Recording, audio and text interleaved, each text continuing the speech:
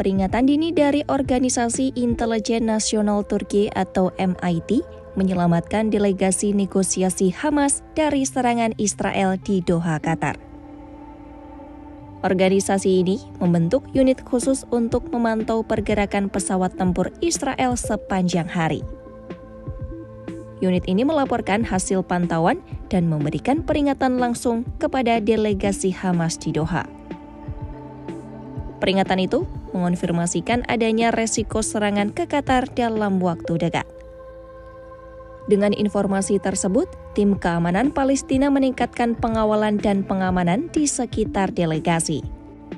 Tambahan lapisan pengamanan diterapkan di gedung tempat pertemuan, termasuk pengawasan ekstra ketat di sekitar kawasan West Bay Lagoon. Upaya ini dipandang sebagai faktor penting yang mengurangi korban di antara pemimpin senior Hamas.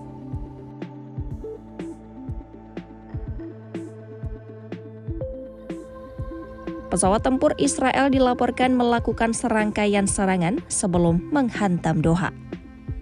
Target pertama adalah armada kemanusiaan di Tunisia. Setelah itu, serangan diluncurkan ke kota Latakia dan Tartus di Suriah yang mengenai fasilitas dan infrastruktur penting.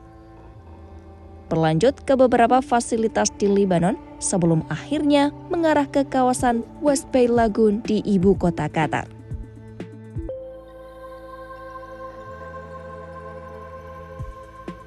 Pada Selasa, 9 September 2025, Israel melancarkan serangan udara di Doha.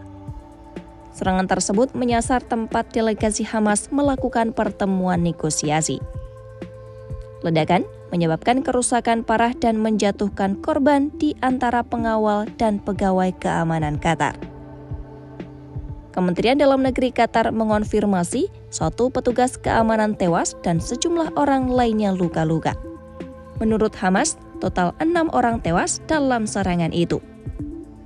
Korban termasuk putra Khalil Al-Hayya, seorang pemimpin Hamas di jalur Gaza, 3 pengawal, serta seorang petugas keamanan Qatar.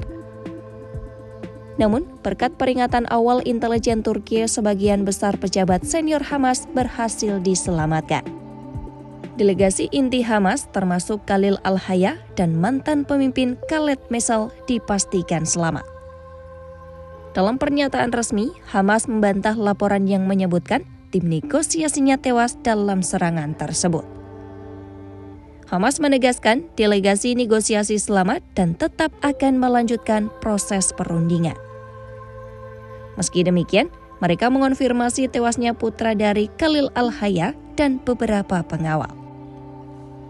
Hamas menilai serangan tersebut adalah upaya yang gagal untuk menghabisi tim negosiasinya di Doha.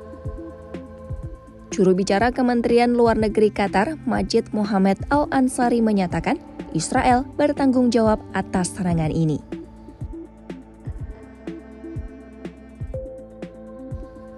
Qatar menyebut insiden tersebut sebagai pelanggaran kedaulatan dan ancaman terhadap keamanan regional.